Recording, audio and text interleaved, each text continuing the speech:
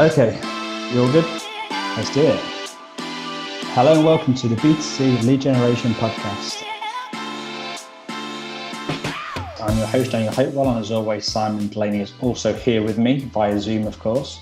We've got a great show for you today. We have Alain Desmier from Contact State joining us shortly. And the title of today's podcast is Building Trust Between Lead Generators and Brands. Now, Simon, that's quite a broad title, but specifically, what do you think Alain can help us look at?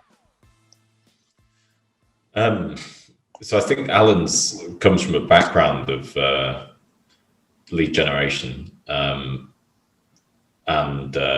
is obviously looking at ways that more trust can be generated between publishers and lead buyers or brands, so they can work more closely together and try and sort of aid that transparency. So I'm just interested to hear. I already have a rough idea how he does it, but I'm interested to get his thoughts on it and how the tech actually works and how it benefits both parties. Cool. Yeah, I've looked at some of his stuff on his website. It's really interesting. So I think people will like listening to what he has to say. Let's get him in.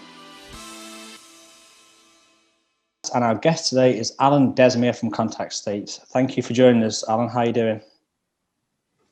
Yeah, very good. Thanks for having me.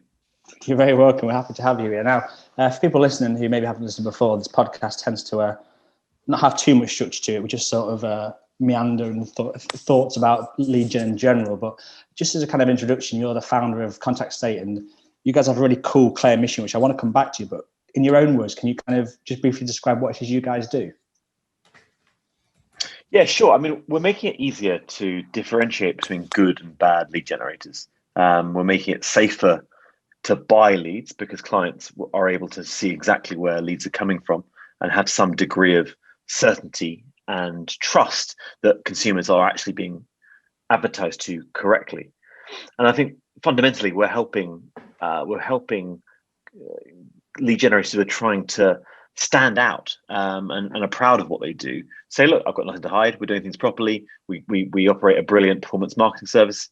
Come and try lead generation. So, we're a certification platform for lead generation. What we're enabling, hopefully, is a trustworthy performance marketing service. What was the sort of inspiration originally behind it? Was it your own experiences, or is it stuff that you'd heard in the industry, or how was this germ of the idea born? Through being a lead generator. So through 15 years of generating leads, through running one of the first directly authorized financial services lead generation businesses, and every day going up against offshore lead generators who were double selling and promising all sorts of weird and wonderful things to the consumer. When I was running a directly authorized UK based lead generator, they had to follow all sorts of rules. And I just thought it was fundamentally unfair that there were firms like mine that were trying to do proper things, trying to do right by the consumer, trying to work and pay taxes and do all those things that UK firms do, when at the same time the door was open to other lead gen firms who just wanted to cheat. Particularly around, I think I've spent a lot of my career in insurance, and so I think particularly around this idea of the way that insurance policies are really affected in terms of cancellation when data is sold and resold. I thought there's got to be a better way to do that. And one of the things I think that I came up again and again was, look, I ran a business, Efinity Leads, which ran the websites Expert Compare, Leslie, Tom, and Polly. We used to say to clients, look, we're proud of our websites. Well, these are where the leads are coming from. But we knew we were going up against people who were lying about where their leads were coming from or where that data was coming from. So yeah, so that's inspiration. Is that also like a lack of due diligence as well, though, by the lead buyers in some cases? Because if they're purchasing leads which are either inferior or unknown origination, or is it because it's like quite murky and hidden, they just can't figure it out? Look, I think it's part of the sort of dirty secret that no one wanted to talk about, in the sense that the lead buyers had no real way of knowing where a lead was coming from. They had, even the big brands, the big corporate brands, they might buy leads, but they had no defined way of knowing that lead generator was telling the truth. And so I think the idea was, if you could bring the walls down on everything and say, okay, well, let's work with lead generators. I guess one of the big real contentions I had was, people would say, oh, I don't want to show my landing pages because then you're going to see where my adverts come from. It's like anyone can go and get an SEMrush subscription and find out your entire keyword strategy in minutes. So this idea that we weren't sharing landing pages because somehow it was IP was to my mind nonsense. And so that was certainly the inspiration, certainly why we've arrived where we have now. It's interesting you say that. So I was part of this Facebook group that I got kicked out of for, I think you had to be paid to be a technology provider, and I was just answering everyone's questions and got kicked out. But in there, they were talking about what to do when a brand wants to see your landing page, and they were talking about how you hide it and just build a fake one, put whatever you want in there and send them that. And I remember quoting on the thing, I was like, are you effing kidding? Like, why bother? Like, what? I just don't understand why you would do that. It's just weird, isn't it? I think this is the thing. At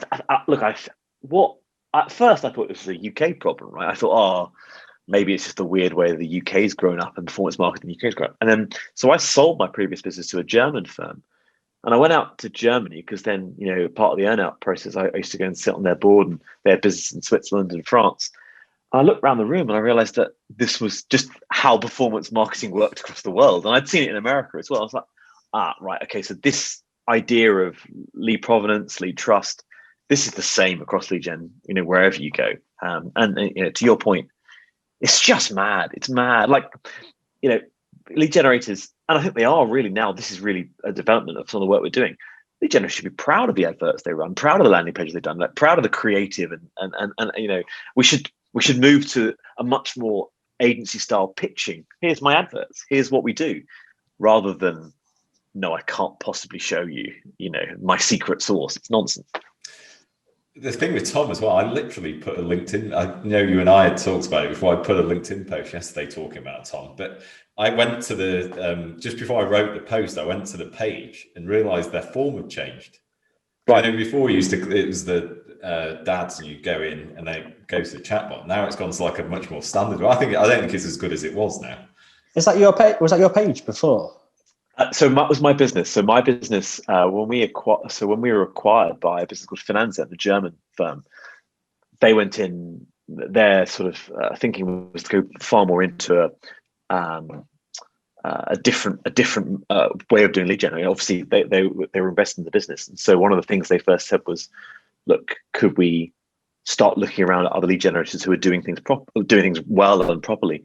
And that's when we met Adam of AGT Media and Efinity, the business that was mine, acquired his business, and they put them all together and they formed Candid, which is what the business is now. So they're going off in a slightly different direction now. They're selling life insurance, and they're a bit more sort of they're going in as part of an insurance business, I think. But yeah, the genesis of that business was Tom and Polly and a business called, and a website called Expert Compare. That's really cool. That's we've talked about that page. I didn't realize that was you who had done that, but that's actually one of the landing pages we held up on a few of these shows before, haven't we? And said, this is a great landing page, because a lot of landing pages are very similar. They follow similar patterns. So when you get one that's like really different, it stands out. The guy behind that is a guy called Adam. He's a genius. Pretty much came up with the idea by himself, and him, he ran it by himself for a couple of years. The stuff that he's done in terms of the shift in Instagram marketing, the shift in that sort of chatbot style landing page. He was very much at the forefront of.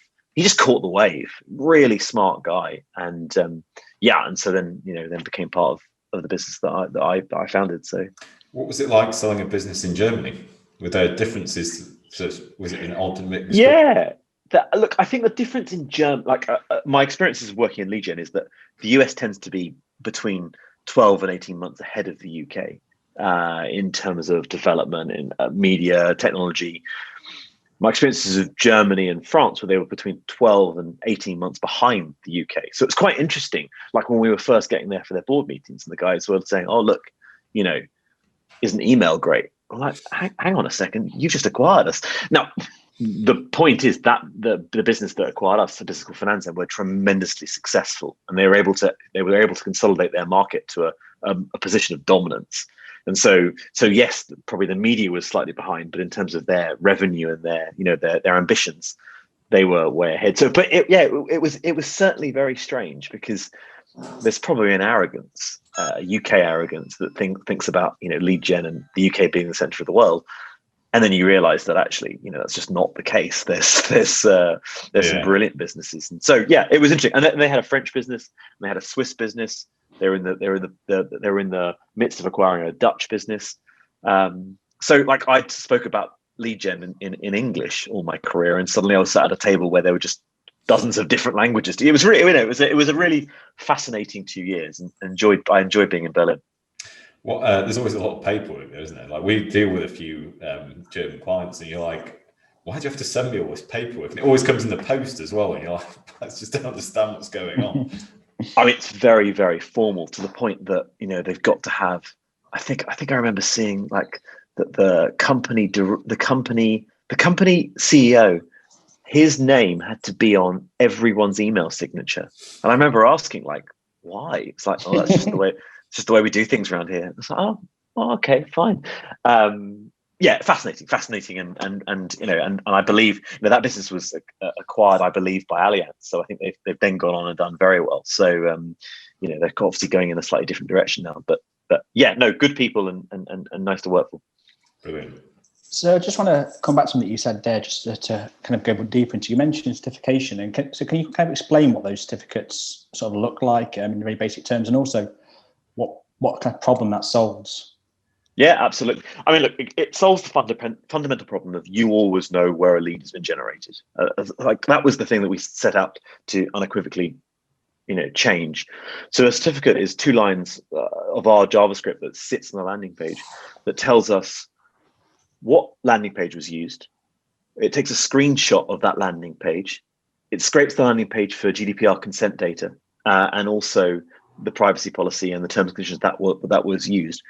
And we don't hold any personal data. We hash all the data. So we're not sort of hoovering people's data up in any fashion. We're specifically interested in, was the transaction a secure one? Did it happen with the consumer in mind? What we then enable is, can you compare the time the certificate was created to the time the lead was sold, right? And so you sort of you cut out that old lead gen trick, which is generate leads on a Sunday and send them through on a Monday, because they're much cheaper on a Sunday. And it just encourages good behavior, good conversations. We've had a few lead generators who say, absolutely not, we're not doing that because of all that stuff. But overwhelmingly, the majority of people have grown with us, because one of the things we do, and one of the things we like, is we've become known for now, is that we work with a certain number of brands who are always saying, can you introduce us to more lead generators? And we want the ones that are going to share the landing pages and are going to be certified. As a simple, I guess, understanding of what our technology does, fundamentally, we record what happens when the consumer presses submit, and we package that up into the certificate. Does the brand or the licensee have access to that? So they could actually sort of, you archive it in some respects, so they can go in and grab like the screenshot? Both the seller and the buyer. So both the seller and the buyer can, it's not a process where it's secret, or it's both the buyer and the seller knows what's going on. We've begun working at sort of, a couple of sellers, for example, will interpret the response, and so they'll say, okay, well, there's something going on there. When sellers, we had an issue about 3 months ago when a seller was being targeted by bots, and obviously our technology was coming up and saying, look, this is the same IP, this is the same browser session, something's going on here, and it was a bit of an early warning system for that seller to say, okay, we've got a problem, let's do something here. In time, I think we will look at the direct to the consumer market. So we'll actually give the consumer the certificate themselves. His certificate, I think the way that we view it is like going into a pub and ordering a round of drinks. You do that and you get a receipt back which says, this is what you've ordered. I think that's the way we see, the direction of our business is to become far more consumer facing, trust pilot, if you like, if you wish, of the way that forms on the internet work. So obviously the lead generators or the publishers or partners that are involved and put the Jet or JavaScript on their pages know that this is happening. Have you caught any of them trying to cheat it, or do they still cause problems, or do they? Yeah, of course, because look, I don't think it's necessarily deliberate. We get a few, like we've had a few, like they've used different landing pages, and you'll ring them up and you say, look guys, this is what it is. Because I think once something's ingrained in a culture, people keep on going. The timestamp's the big one. I think the timestamp, and this isn't through deliberate cheating always. Sometimes it is just that something's happened, there's been a delay, there's a server failure, suddenly 7 leads arrive, and the seller and the buyer don't really know what's going on. So we can quite clearly say, look, these were generated at this point and sold at this point. And so there's been a mix up. But on the whole, look, I think one of the things, and a seller said this to me the other day, it's a bit of protection for sellers as well, because we're not going to work with buyers that don't pay their bills or cheat, or like, we're not going to work with clients who are on the buying side who are bad clients. So I think, and a seller said to me the other day, one of the things that he appreciates about us is we do our due diligence on both sides, and I think that's an unintended consequence of the tech. Well, that's the thing about lead gen as well. Every lead generator has had a bad client, right? Like, they either undercut the figures and misreport them in order to gain an advantage, or like we're saying, they might just run off with the money. And that's something that very few people actually talk about. It's usually all focused on the negative of the lead generator, when actually, I mean, you can sort of spot them in hindsight. In the same way you could probably spot a bad lead generator, but you don't know that at the time. It's only I think the interesting thing, like, here is looking at, I mean, I say interesting, I'm probably one of very few people get excited about regulation, but interesting looking here about what the FCA are going to do to the funeral planning industry, right? Like, this is an industry that's had some big corners cut over the last 3 years, both on the marketing side, but also on, it's a consumer savings product essentially, and people have been happily giving their money to these companies and got no idea whether they'll ever see it again. And so I think when you start getting into it, and I've had numbers of conversations, as you can imagine, you can tell quite quickly whether the buyer of the lead really gives a damn. Do they care about the consent? Do they care? And I've had a number of conversations where people say, well, actually, we're just going to keep on buying those lists of data because they sort of work for us. That's absolutely fine, but we're probably not the people you want to be advertising that to. So there are conversations that don't go very far because of that. Yeah, we find the same thing. It's like we classify it internally as like professional lead generators. So we only sort of try and work with professional lead generators, because the ones, we call them winky wanky lead generators, they tend to like disappear, or something. It's just, it's such the problem is, I was actually just talking, had a conversation that we mentioned before earlier today, when I was talking about the problem. A lot of the problem with lead gen stems from the fact that there's a very low barrier to entry with it, right? And the ones that do it right, and it sort of comes back to what you were saying with the, you all get classified together, when the one that's come in that might have sort of spurious intent to either just generate a load of money very quickly, it gets put in the same boat as like a professional lead generator that might have been doing it for 10 years and has created thousands of sales for their clients and things. And it can be really difficult to weed those out.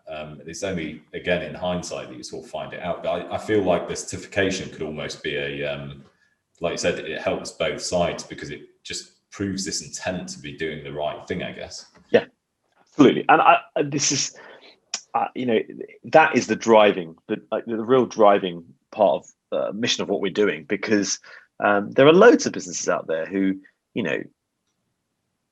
can't break down those barriers because someone else is, knows someone who's got a commission deal, who's getting a back end rev share, and it's all under the table. When this is what holds, certainly professional services market, financial services marketing back. And if people are a lot more open and honest. The point you just made is spot on, and I've said it myself a few times. You or I could start a lead gen business and be selling regulated products in the same day. The products that they're selling or advertising for, these are some of the biggest ticket items that you or I will ever purchase in our lives. A mortgage, a life insurance policy, a health, these are thousands of pounds. And yet we just think it's okay that, we can just set up a website tomorrow and start generating leads. And I don't think that's right. It's amazing, isn't it? And there's very few industries that you can imagine this happening with, that sort of as unregulated with such high ticket items that impact people so massively.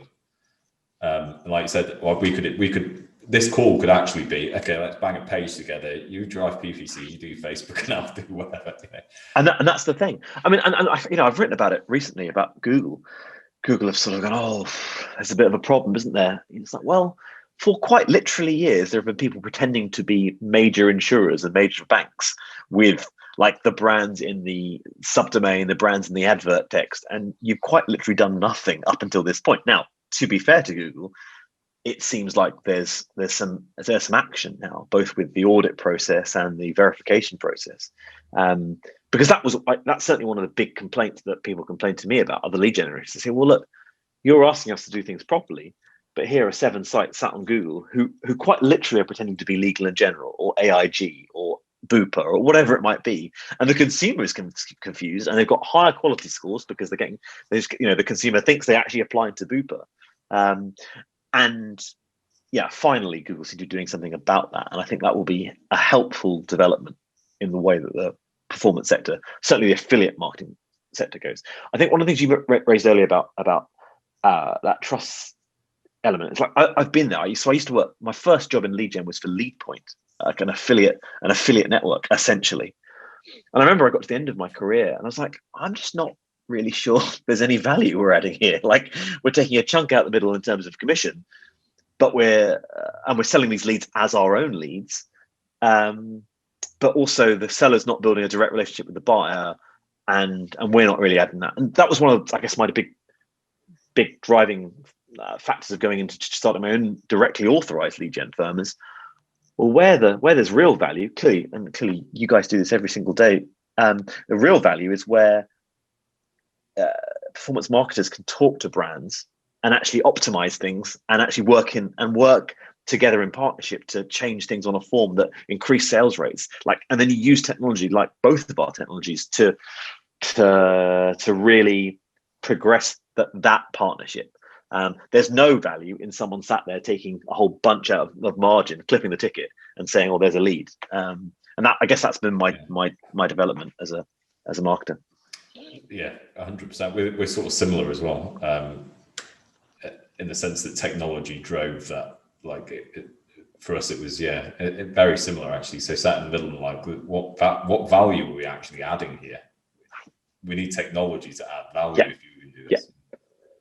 Is it difficult to get people, I mean, I guess brands and lead generators, to kind of agree to your ideas, like, about transparency? You're essentially, the industry's been doing this for so long, a lot of the industry has. You kind of taken on an entire industry. Is that a massive challenge to kind of get them on board? There's been some tough conversations, many conversations that have been, hang on a second, weren't you just selling leads? And now you're telling me that we've got to do all this stuff. Overwhelmingly, the conversations have been positive, and I'd say that's because they've been driven by very large brands with very large budgets. So the idea of not complying with the very large brand and you lose your entire order was itself not a non-starter. So lead generation firms were happy to sort of comply. I think then latterly we've then built relationships with these individual lead generators who say, actually, this is really good. Like, we're not getting returns back. We're getting, there's been some tough conversations. There have definitely been conversations where sellers say, absolutely no, I'm not doing that. And then, as I always say to the clients, it's really up to you. It's really up to you now. If this lead generator is saying they're not going to comply with what you want in terms of transparency, are you going to continue to work with them on that basis? And I'd say 99% go, no, it's either this or nothing. So I think I'm probably the element that has probably suffered the most in terms of some of the stuff we're doing is that reselling of lead gen data. So some of those affiliate networks that aren't doing any more than just moving data on and reselling it. Those have been tough conversations, because I think the value of what they do is probably called into a bit more question, because people can use, technology, as Simon, you've already articulated. Technology is the thing that drives the conversations now, right? Like any lead generation can start up, get directly authorized, build a load of campaigns, use technology to deliver leads, and then work in partnership with big brands. They don't need people in the middle selling their leads, is what I would say. And so that's probably then a flashpoint of conversations. But like overwhelmingly, this has been a very positive journey so far. It is amazing, isn't it, with brokers? It's, if you don't add any value, what are you doing? It is amazing, and that's, like you said, it's a huge problem. And I think a lot of the brands and potential clients you speak to, they can't actually tell the difference, because they're not educated enough about how leads are generated and the process they go through. So they just associate like someone talking about it with the fact that they are doing something, when in reality they might just be, like you said, they're just a conduit that goes through. One of my clients had bought millions of pounds worth of leads, and had for several years, and had never put their lead gen partners through a formal process. So it had all been done over lunch or via email. Like they bought, I agree to spend by 100 leads, and let's do it. And one of the things, the ideas we put forward to them is, let's get all the lead generators firms who want to work with you in, and have them pitch their ideas about what they want to do over the next quarter, and let's see what they come up with. And it's been an overwhelmingly positive experience for everyone. Feedback and what's coming up, and sales and promotions. And so I guess that's the drum that I've been banging, is stop treating leads as though they're some sort of dirty deal you do over lunch, and start treating it as pitch. Get firms to come in and pitch to you about what they want to do for you. And then when you do that, the whole sector is going to professionalize.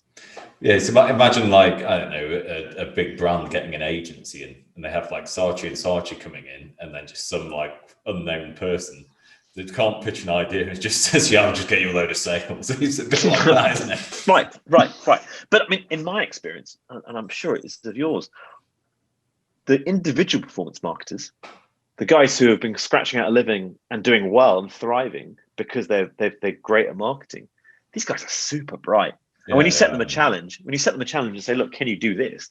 They come back with the most amazing creative. It's just because we just haven't asked. We're just like, deliver me leads, don't ever talk to me again. That's generally been our attitude.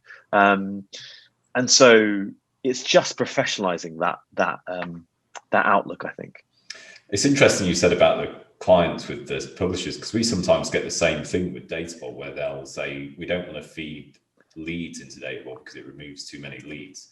And I'll get a call saying, X won't work with you because of Y. I'm like, it's nothing to do with me. Like, this is your rules that you want to apply, and they're just not adhering to them. It's entirely up to you whether you want to change those rules for them, or whether you're actually going to make them fall into line or whatever. Just because someone's kicking up a fuss doesn't mean anything. It just means they're not making as much money as they want to. Exactly correct. Yeah. Exactly correct. And that, that's it. It is an industry to a certain extent that has encouraged this sort of get rich quick, like put a few ads up and it's all going to be great. And maybe there was a point late 2000s where you could still have done that.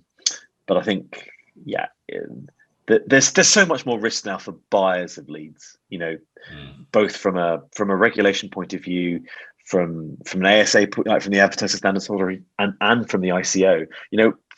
Firms have started getting fined by the ICO for not doing due diligence and not knowing where leads are coming from. This is a huge step. Like this, I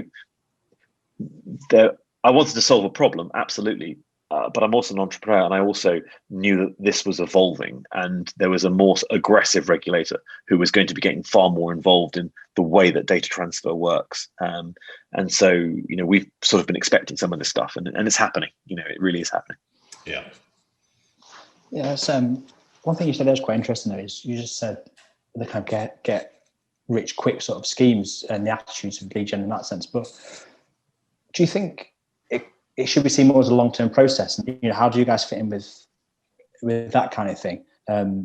It's not just a case of send the lead and then hear from the game, but you can work with them for a long time. Do you see what I mean? Yeah, absolutely. I think it's about the development of creative. It's about the development of landing pages. One of the things we've got in our platform is the financial promotions tool, and that allows lead buyers to give lead sellers specific creative and tools that have to be approved and tracked and used to help them with, for example, monthly sales pushes. So much, like I know from my experience in life insurance and health insurance and mortgage, these brokers are sat on a gold mine of really great sales incentives, really things that they could use with lead generation firms. And I think one of the things that we're definitely making it easier to do is to build that level of trust between the lead seller and lead buyer to say, okay, well, what does 3 months look like in terms of average premiums and sales rates and income per lead? We've got a calculator on our website, which is income per lead, and it takes you through the various metrics that you should be thinking about when you're buying a lead. So many, I'm thinking specifically about life insurance. So many life insurance buyers just think about net lead to sell, like how many leads am I going to sell? Well, that's largely irrelevant if the premiums are much lower on, for example, a native or a social link, which we know certainly overwhelmingly they are. And so I think it's about this idea of trying to encourage just longer term sales planning. Okay, you've got a big sales promotion in June, right? Let's get the lead generators lined up and running it on their landing pages and on their thank you pages, so that when the consumer comes through, we're already halfway there. Rather than I'm just going to look at a set of numbers and those numbers are going to govern how much I buy. I guess that's the way of thinking about it. The lead generators that you work with, are they ever, because a lot of lead generators will build their own page in their own brand, right? So like Tom, for example, and then imagine you've got one client who has the JS implemented, but they are then on a ping tree that could then send it somewhere else.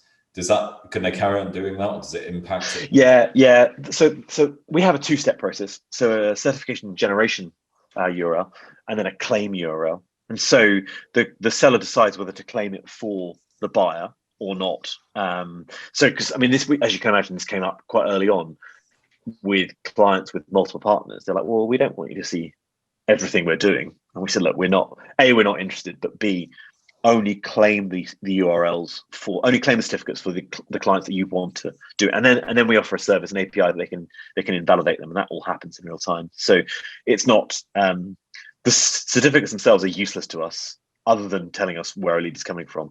We don't carry any data. So then a seller can either invalidate it or claim it for the right buyer. Perfect. Amazing. Well, I know, Alan, you've got a school run shortly. I do. I don't want to make you late for that, but I just want to thank you so much for coming on. And I think we may have to do another podcast in a few months, because I reckon I've got a load more questions and things to talk about, which I definitely want to go into. So amazing. We'll split into. We'll do it another time for sure. Yeah, definitely. There's loads to discuss. But thank you so much for joining us. We've had a great time, and hopefully people listening will find it really beneficial. I'm sure they will. Yeah, thanks for having me. Thank you. Cheers. You're listening to the B2C Lead Generation podcast, and now it's time for the post-chat rundown. It's pretty simple. We talk through the conversation, assess what we've learned from our guest, and pull out the key ideas for you, the stuff we think can make a real difference to your lead gen.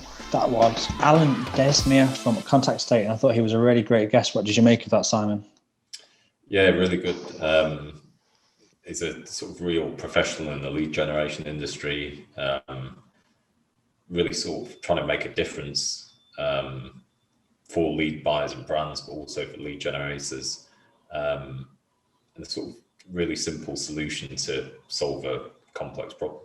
Yeah, let's just split that really and just focus on kind of lead buyers and lead generators separately. But to begin with, for the lead buyers, I thought it was almost like de-risking the lead buying process. I thought that was quite interesting.